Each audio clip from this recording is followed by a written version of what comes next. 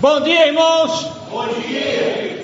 Então nós estamos novamente de volta à casa do nosso Deus, já ceiamos, e nós estamos na mensagem 17 sobre o dever cristão, viver digno da vocação a que fomos chamados. Nós fomos chamados para um viver santo e temos estudado 7 requisitos para uma vida santa. Hoje o nosso texto está em Efésios capítulo 6, 10 a 20. Por favor, abra sua Bíblia para lá.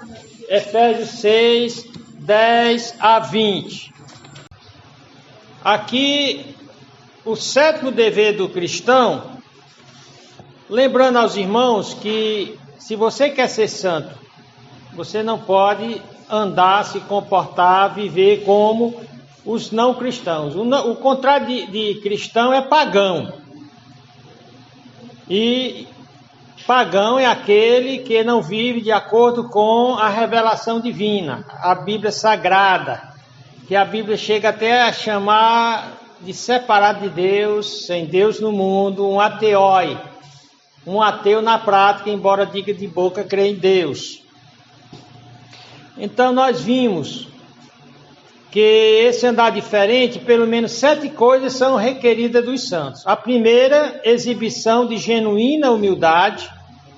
A segunda, demonstração sincera de amor. Demonstração sincera de amor.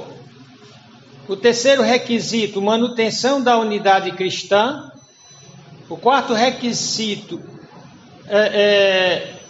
diferença ou a santidade que deve ser vista no nosso falar, no nosso andar, no nosso se portar, no nosso proceder, diferente dos pagãos.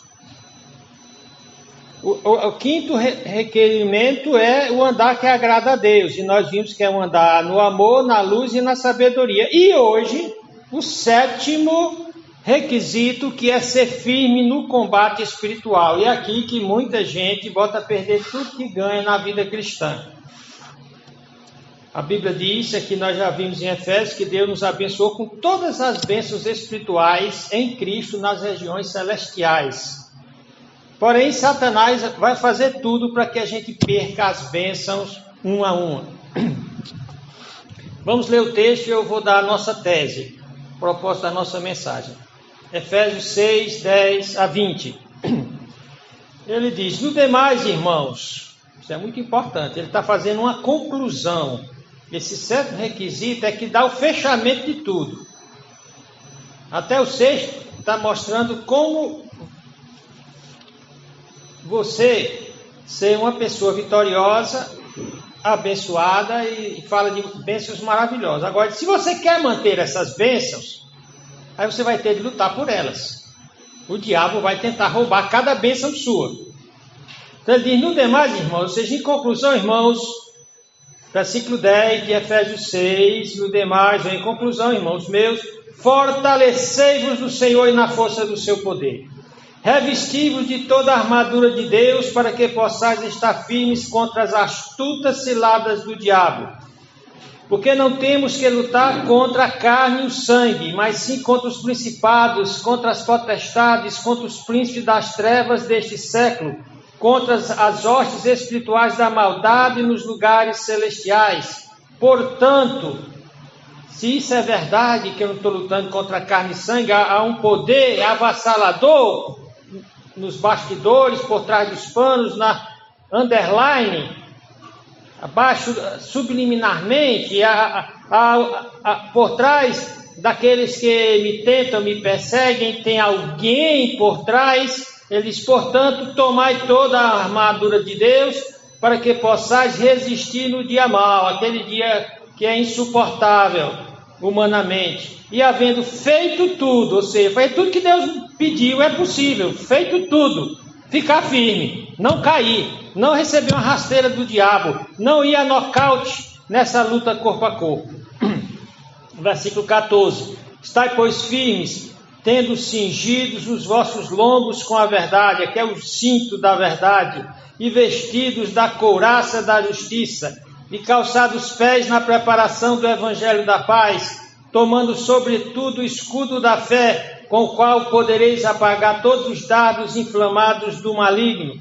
tomai também o capacete da salvação e a espada do Espírito, que é a palavra de Deus, orando em todo o tempo, com toda oração e súplica no Espírito, e vigiando nisto, com toda perseverança e súplica por todos os santos, e por mim, para que me seja dada, no abrir da minha boca, a palavra com confiança, para fazer notório o mistério do Evangelho, pelo qual sou embaixador em cadeias, para que possa falar dele livremente, como me convém falar. Então comecem a orar pelas pregações que vocês vão dar em novembro, viu?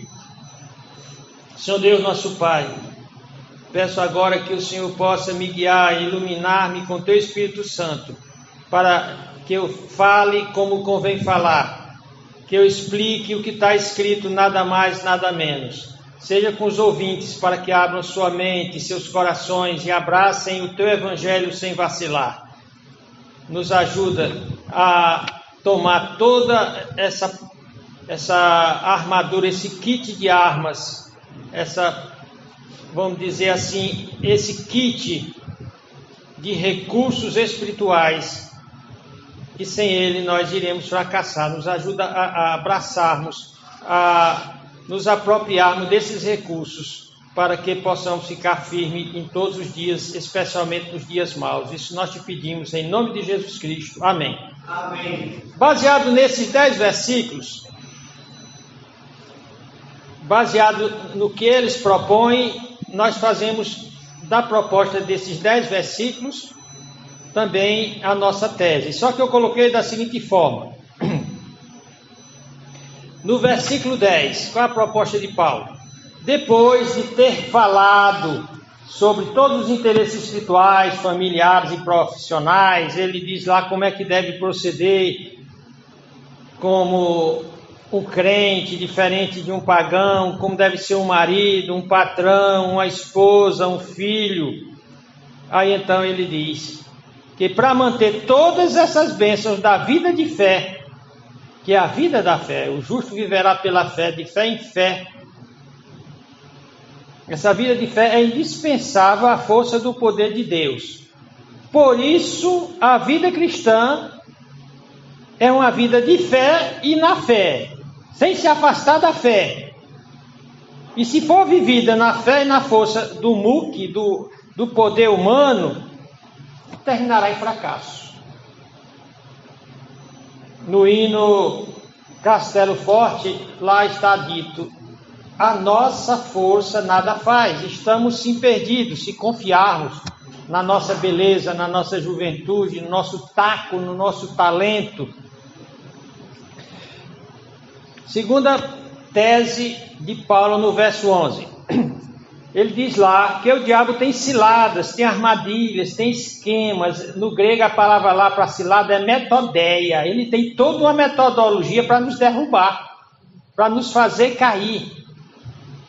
Então, no versículo 11 ele diz que as ciladas ou esquemas, essa metodeia do diabo, é que tiram a firmeza do crente, tira ele da sua fé. E determina a sua queda, quando faz com que ele comece a achar que ele chegou onde chegou porque é bom.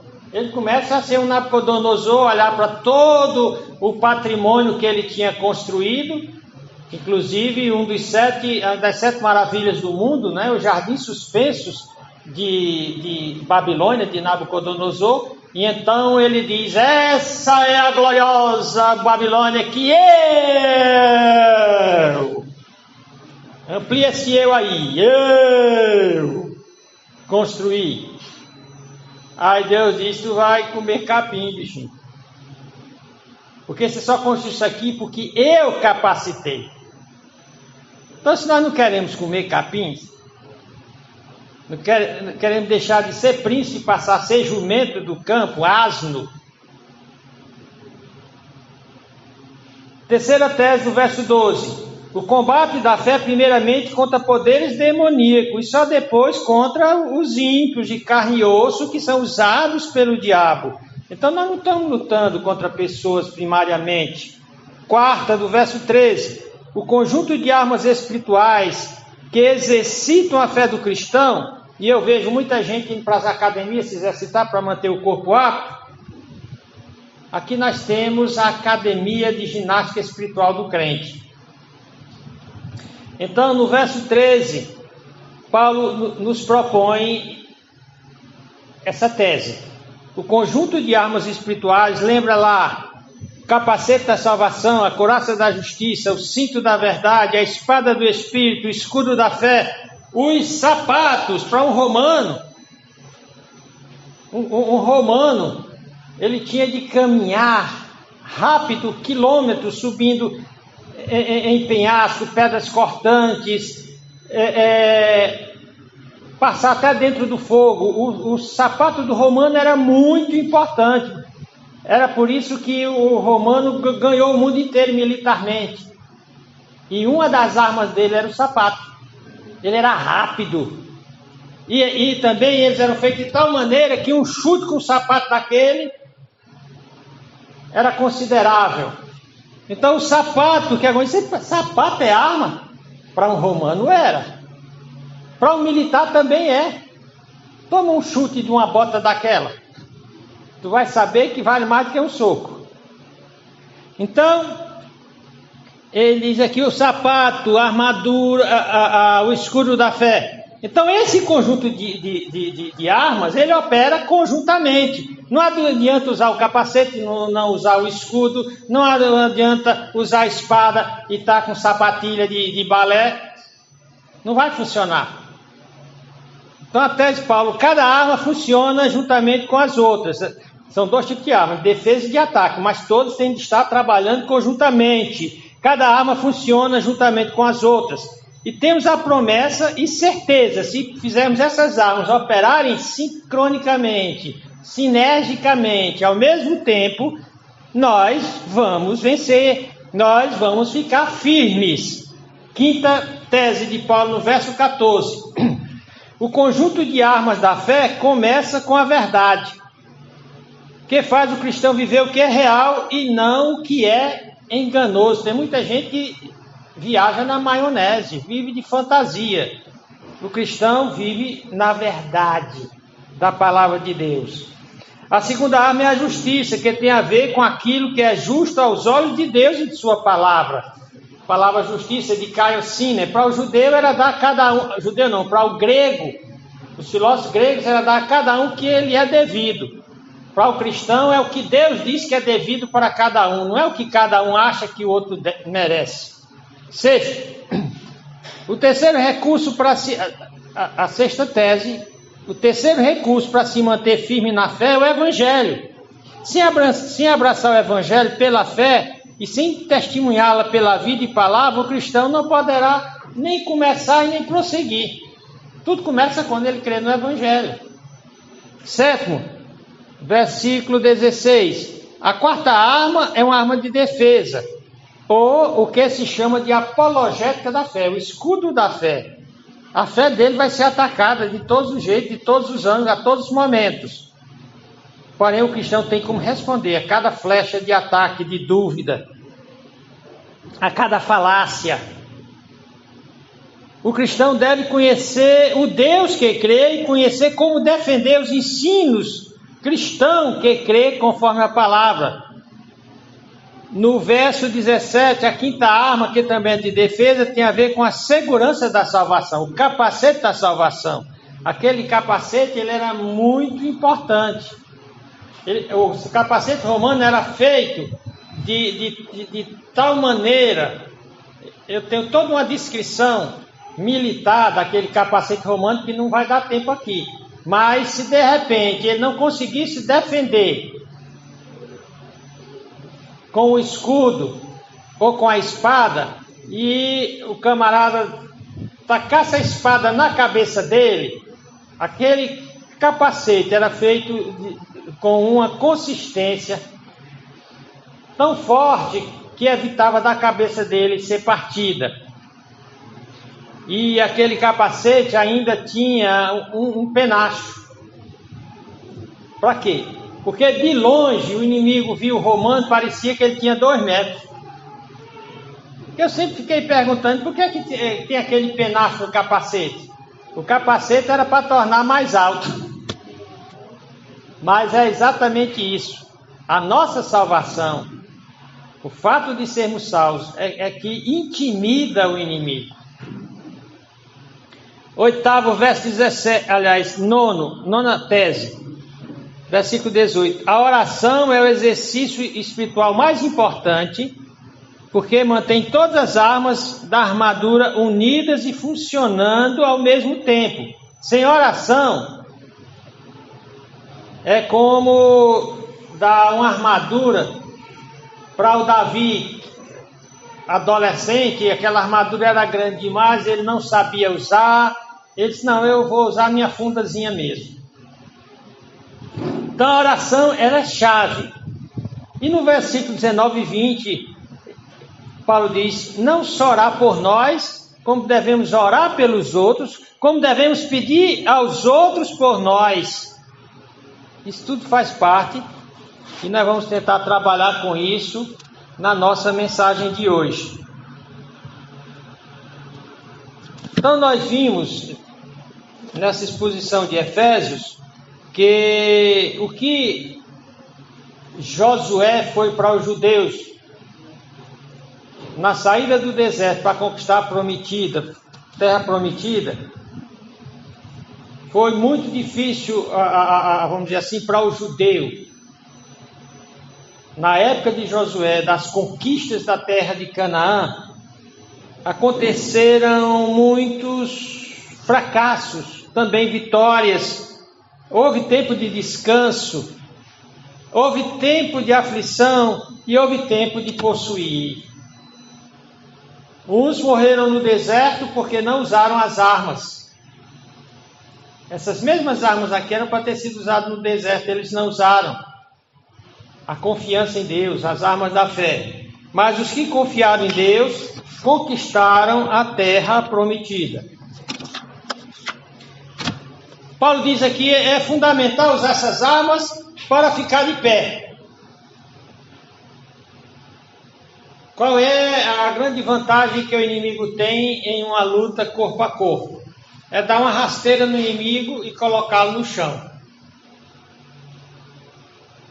Paulo diz, tem como você ficar de pé. Primeira coisa, tem muita gente que é alienada, ignora que nós estamos numa guerra, acha que está aqui para a gente estudar, a gente construir um patrimônio e a gente gozar, comprar um transatlântico ou ter dinheiro suficiente para passar o ano cruzando os mares, nos melhores hotéis, nos melhores spas, nos paraísos turísticos. Mas aqui Paulo diz, nós estamos numa guerra. Na realidade, todo mundo está nessa guerra, ou do lado certo ou do lado errado. Quem não é de Cristo está do lado errado. Quem pensa que é de Cristo e não usa essas armas está do lado certo, mas despreparado para a luta. E o apóstolo Paulo diz que vai ter dia mau. Nessa batalha vai ter momentos de dor, de decepções, de traições, de covardia conosco. Tanto que em 2 Timóteo, capítulo 2 e 3, o apóstolo Paulo diz, tu, pois, sofre as aflições como bom soldado de Jesus Cristo. Então, o bom soldado de Cristo vai sofrer aflições, porque vão tentá-lo guardar essas armas. Fica tranquilo, nós estamos num ambiente de paz. Não seja tão rigoroso, não seja fanático, não seja fundamentalista, não seja radical. Baixa a guarda. Aí quando o crente abaixa a guarda, ele abaixa o escudo, guarda a espada, tira o capacete, desafivela o cinto da verdade e tira os sapatos, aí o inimigo tome. Então ele disse, não vou largar nenhuma das minhas armas. Então você não entra aqui, ou você não participa aqui, você está fora do meu time. Aí onde está o sofrimento do bom soldado de Cristo. Ele não vai largar suas armas. Uma coisa muito importante é que as armas do crente são espirituais. Em 2 Coríntios 10, 3 a 5, olha que está dito, que o apóstolo Paulo diz para os coríntios, ele diz, porque andando na carne, nesse corpo humano, não militamos segundo a carne, e agora aqui é o eu, o ego, nós não andamos segundo a nossa vontade própria. Versículo 4 ele diz, porque as armas da nossa milícia, do nosso combate, da nossa luta, não são carnais, não são humanas, mas sim armas poderosas em Deus para a destruição das fortalezas. Veja bem, nós temos de incluir, de enfrentar verdadeiras fortalezas, cidadelas, lugares poderosamente guardados com muros altos, com armamentos altamente destrutivos.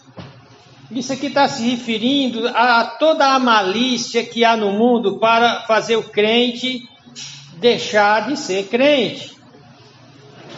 E nós vamos ver que um dos expedientes dele não é negar o evangelho, é misturar o evangelho com o que não é evangelho, fazer uma salada. Então, Paulo diz aqui que as armas, essas armas são poderosas para a destruição das fortalezas, não importa o que venha. Diz mais, destruindo os conselhos e toda altivez, ou conceito, ou ideia, ideologia que se levanta contra o conhecimento de Deus, e levando cativo todo entendimento à obediência de Cristo. Eu sou fiel à Bíblia e nada me tira dela. Eu não a troco por ideologia, por filosofia, por ciência, por revelação nenhuma que não venha diretamente dessa palavra. Então, nossas armas são espirituais. Falando com Laís hoje pela manhã, Laís falou que tem uma bispa aí, que ela levanta uma espada que é de ouro, né? Com essa arma, Satanás, nós vamos lhe matar. E ela está vendendo essa arma por quanto, Laís? R$500. Por R$500. É uma pilantra. Uma macumbeira. Esse negócio de vender óleo santo, óleo ungido, espada, chave. Entrei no carro de um cidadão que tinha um bocado de chave lá, que ele comprou lá do Valdomiro. Ele disse, para que essa chave? É a chave do meu sucesso. Eu digo, tu gosta de macumbeiro mesmo, né? Gosta de macumbeiro. Aí tem essa bispa aí com essa espada da macumba, enganando os touros. Nossa arma não é aquela. Pronto, o Valdomiro. Pronto. Vendendo coluna. O fato, meus irmãos, que aqui Paulo está dizendo, essas armas são do capeta, são do diabo. As nossas são diferentes. Quais são? Está aqui. Nós, para estar consciente dessa batalha, nós precisamos saber quem é nosso inimigo. Primeiramente, na nossa batalha ocorre uma confederação de 3 inimigos.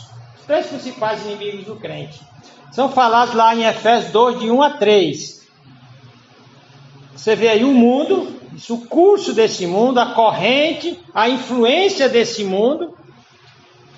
O diabo, que é chamado o príncipe dos poderes do ar, das potestades do ar, e a carne, as luxúrias, as taras, as manias, os desejos sensuais e carnais. Olha que Paulo diz aqui para os Efésios. E Cristo vos vivificou, estando vós mortos em ofensas e pecados. Antes de ser crente, era morto espiritual.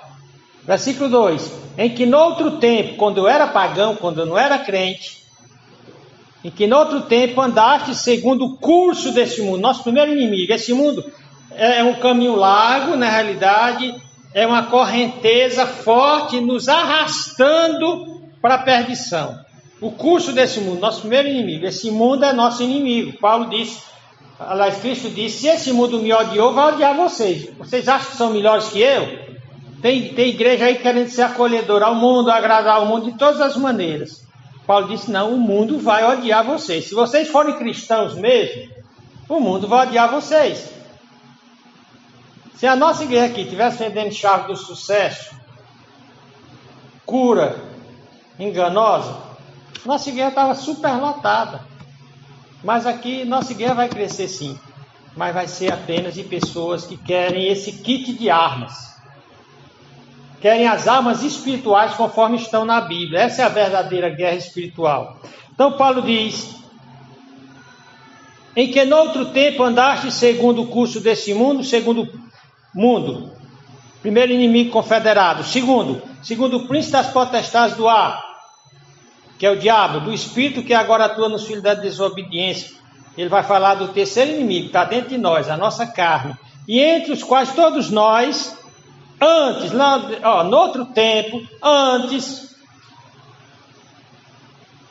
quando eu era pagão, quando eu não era crente, eu andava de acordo com o mundo, eu era mundano, eu era guiado por Satanás, e era um filho da desobediência, eu não obedecia a Deus, e olha, a minha carne aqui mandava. Versículo 3, entre os quais todos nós também antes andávamos nos desejos da nossa carne, nosso terceiro inimigo. Os desejos da nossa carne, fazendo a vontade da carne e dos pensamentos, e éramos por natureza filhos da ira como os outros demais. Filho da ira, condenado ao inferno. Fala hoje filho de Deus, mas antes era um filho da desobediência, era um rebelde. E um filho da ira, destinado ao inferno. Aí então é que Paulo vai, voltando lá para Efésios capítulo 6, nos versos 10 a 13. Toda guerra tem um comandante. Nessa guerra tem dois comandantes. Um é o Senhor Jesus Cristo e o outro é o diabo. Quem é seu comandante, Edson? Para quem você bate continência? Jesus Cristo. Mas tem crente que com a mão direita ele bate para Cristo e com a esquerda para o diabo. Acende uma velhinha para Deus e outra para o diabo. Vai lá que eu não consigo com Deus, o outro lado me ajuda. Não funciona assim. Então, o apóstolo Paulo começa dizendo quem é o comandante dessa batalha. Efésios 6,10 ele diz: no demais, irmãos, em conclusão, tu queres ficar em pé, não queres quebrar tua cara.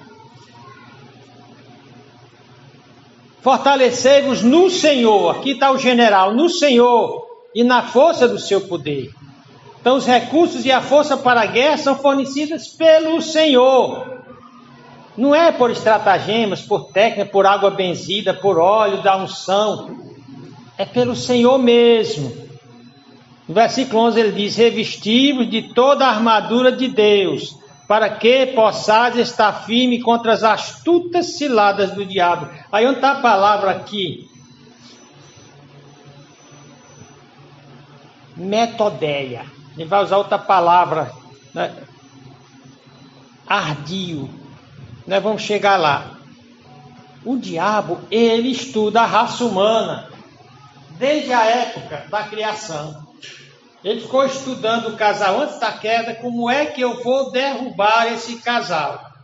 Ele viu que o Adão ele não conseguiria derrubar.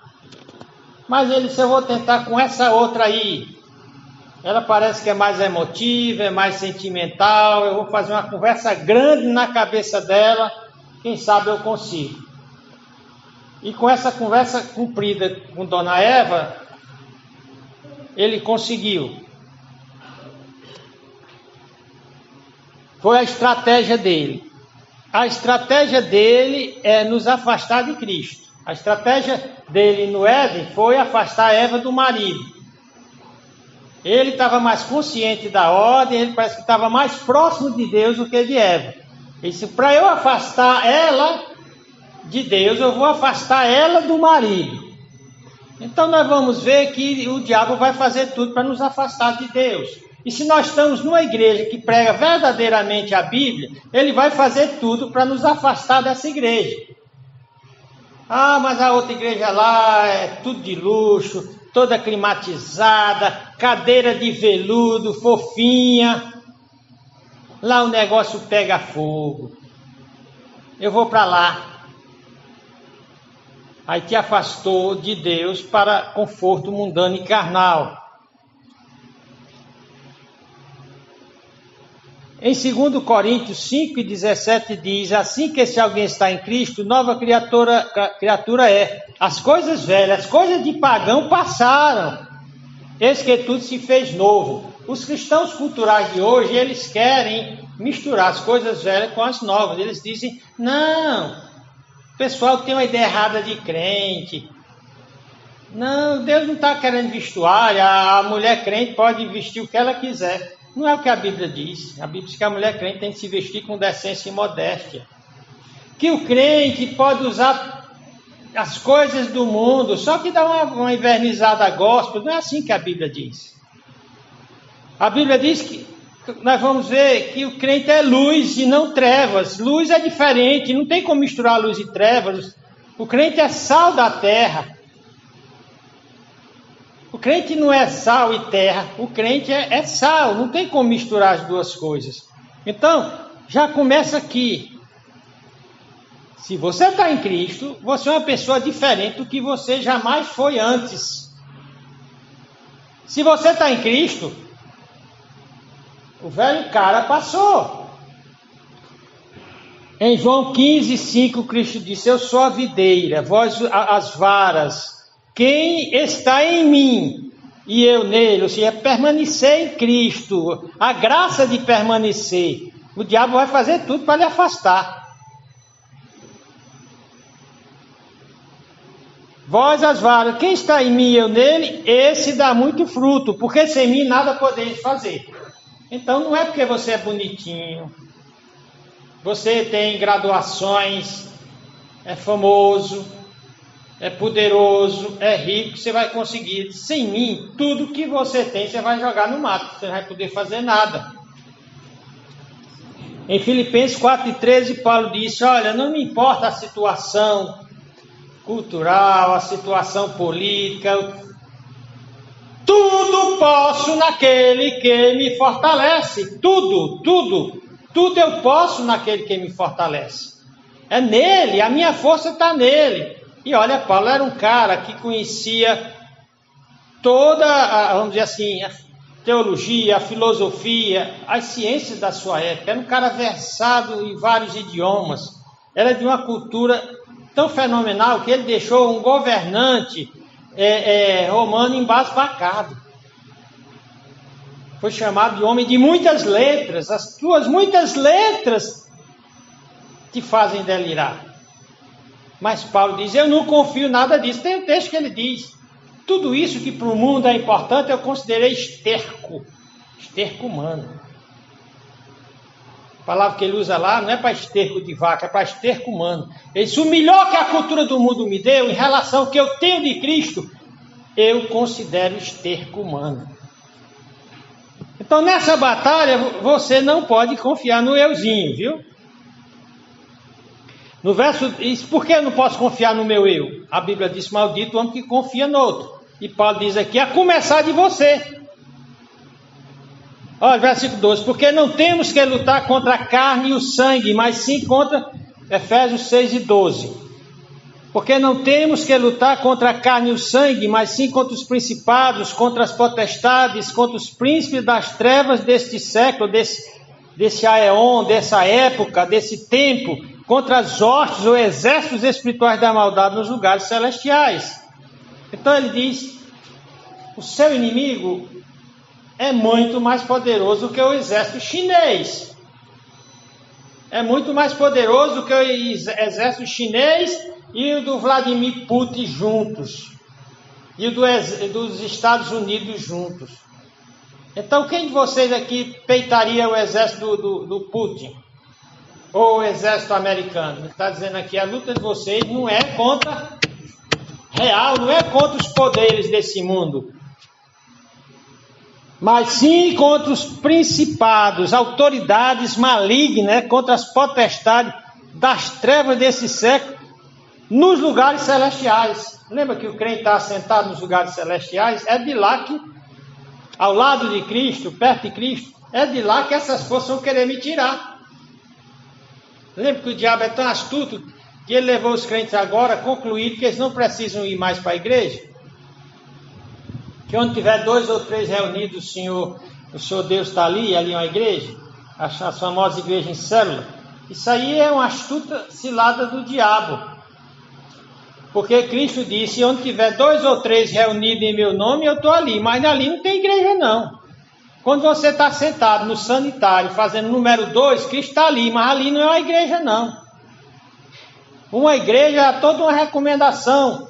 É uma congregação onde tem disciplina, tem pregação regular, tem a prática das ordenanças, tem um trabalho missionário feito a partir daquela congregação. Então não tem como você substituir o ato de congregar. Dividir a igreja em células, se for só para estudar a Bíblia, tudo bem, mas se você disser que cada célula daquela é uma igreja, você está usando uma metodeia do diabo, uma metodologia do diabo que é dividir a congregação.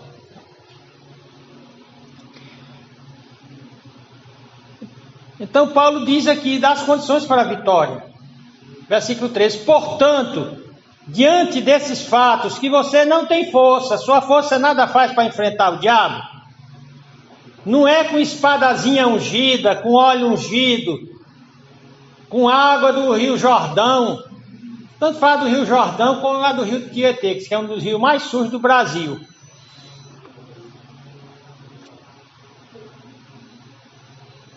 Essas armas da metodeia do diabo não funcionam. Porém, o kit de armas dado aqui funciona. A condição para a vitória é permanecer perto do nosso comandante. Olha o que diz em Efésios 2:6. E nos ressuscitou juntamente com ele, no Cristo, né? O Pai Celestial. Quando aceitamos Cristo, nos ressuscitou, tirou do mundo dos mortos espirituais, nos colocou no mundo dos vivos, dos vivificados em Cristo, e nos fez assentar nos lugares celestiais em Cristo. Então o crente está em Cristo, é para viver em Cristo, é para dormir com Cristo, acordar com Cristo e para onde ir com Cristo. Por isso Paulo diz em Efésios 10:14, no demais, irmãos, fortalecei-vos no Senhor, a nossa força está dele. No versículo 14, estai, pois, firmes, em pé, tendo cingido os vossos lombos com a verdade e vestido da couraça da justiça. Aqui, então, você vê que uma batalha, Paulo disse, eu não batalho esmurrando no ar sem objetivo. Qual é o objetivo de usar essas armas? Qual o objetivo estabelecido por Deus? É destruir todo o engano do inimigo. Lembra, a maior arma do inimigo é a mentira, é o engano. Em 2 Coríntios 4:10, 4-5, Paulo diz que as nossas armas da nossa milícia não são carnais, mas sim poderosas em Deus para a destruição das fortalezas. Nós devemos estar prontos a destruir as ideologias falsas, não as pessoas que as defendem, mas mostrar que elas são são metodologias do diabo. Paulo ainda diz o objetivo, destruindo os conselhos e toda altivez que se levanta contra o conhecimento de Deus e levando cativo todo entendimento à obediência de Cristo. Eu não vou sair uma vírgula da doutrina de Cristo, da palavra de Cristo. Por isso, Paulo disse, olha, é preciso identificar o nosso inimigo. Nosso principal inimigo não são pessoas. Eles podem até nos ferir, nos magoar, nos trair. Quem é esse nosso inimigo chamado Satanás? Quem acha que conhece aqui quem é Satanás? Levanta a mão. É preciso conhecer. Em Mateus 7:3 diz que ele é tão topetudo, tão ousado, que ele tentou o próprio Cristo. Então ele vai te tentar também. Não se acha fortalecido. Já jejuei 15 dias e eu estou fortalecido contra o diabo. Irmã, o diabo tentou Jesus depois de quantos dias de jejum? 40 dias e 40 noites. O bicho foi topetudo e foi para cima, não foi? Aí tem crente muito panaca aí dizendo, eu estou preparado. Só se for com aquela espada daquela mulher lá, né? Eu estou preparado para apanhar e receber chute na minha bunda, para deixar de ser abestado. O diabo não respeita gente que confia em si. E qual o propósito dele? O nosso propósito é destruir a metodeia deles, os ardis, as ciladas. E o dele? O bicho diz que ele é assassino e mentiroso. Assassino e mentiroso. Ou eu venço o diabo ou ele me mata.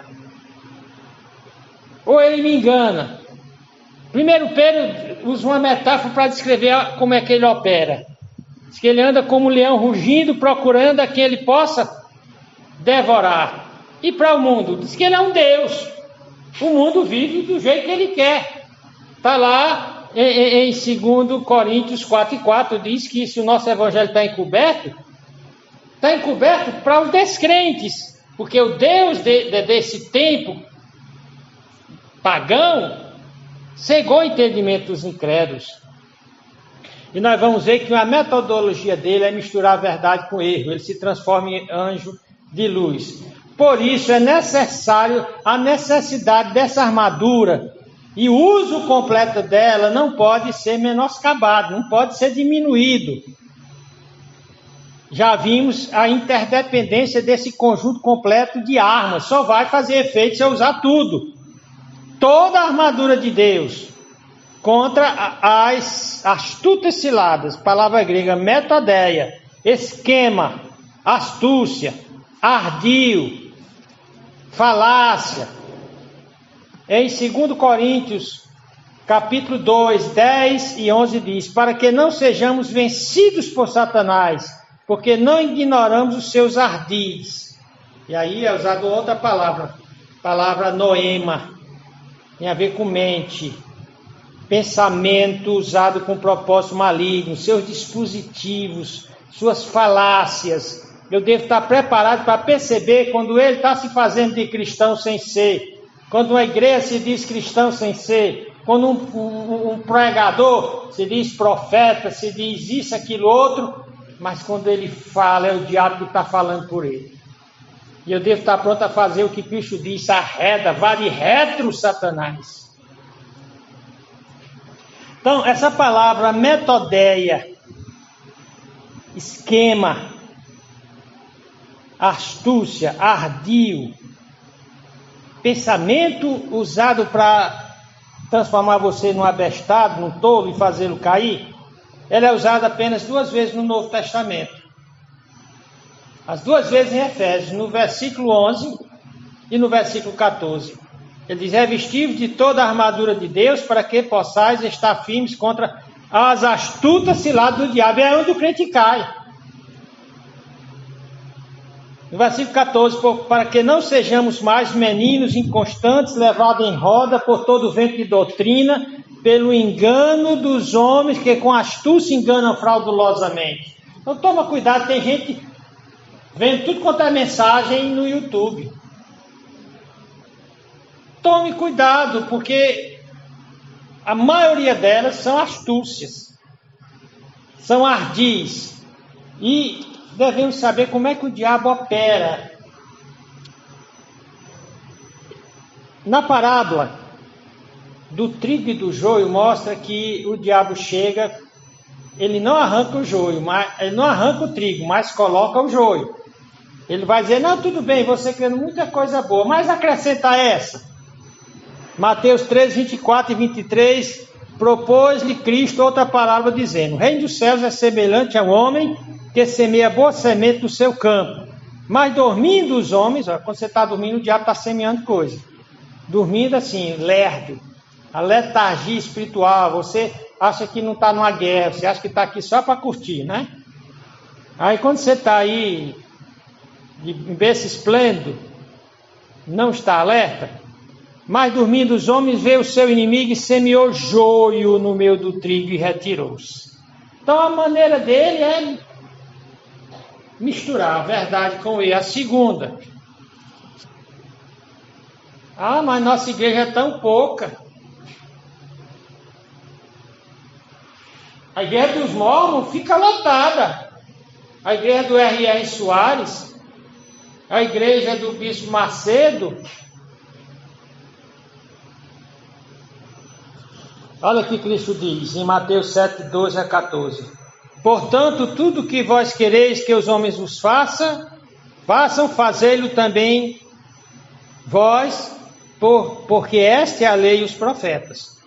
Entrai pela porta estreita, porque larga é a porta, espaçoso o caminho que conduz à perdição. E muitos, a maioria, né, são os que entram por ela. Então o que é que o diabo engana? A maioria está certa. Vocês são minoria. Porque estreita é a porta e apertado o caminho que leva à vida, e poucos há quem encontra. Ele está dizendo aqui que a minoria que está seguindo no caminho que ele traçou é que está com a verdade. Outra maneira é usar a Bíblia fora de contexto. Eu não sei qual foi o texto que aquela bispa falada por Laírto, a da espada, usou, mas com certeza ela deve ter tirado um texto fora do contexto. O que é isso? O texto está se aplicando a uma coisa, ela lê o mesmo texto, desviando para outra coisa. Estamos já terminando.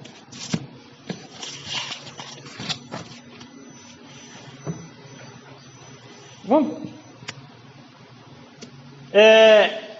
Outra coisa que o diabo diz: não, esse teu pecado não é tão grave, tem pecado muito mais grave do que esse. Deus não vai ficar pegando na cola por tudo que você faz. Olha que o apóstolo Paulo diz em 2 Coríntios 5 a 10. Portanto, todos devemos comparecer diante do tribunal de Cristo, para que cada um receba segundo o que tiver feito por meio do corpo, o bem ou o mal. Então Deus não vai fazer vista grossa a pecado pequeno ou grande.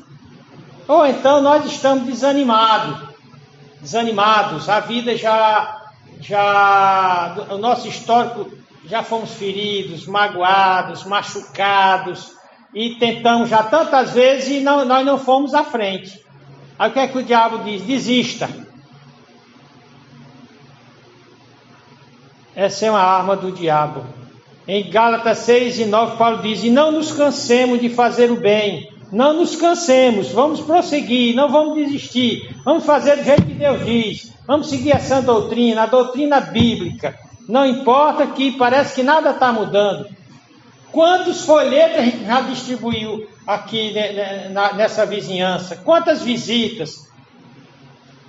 Quantas pessoas eu não mando os estudos? E parece que não tem retorno.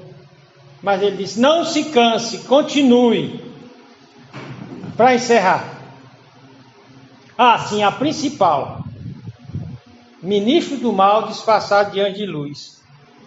Em 2 Coríntios 11, 14, o apóstolo Paulo diz: e não é maravilha, porque o próprio Satanás se transforma em anjo de luz.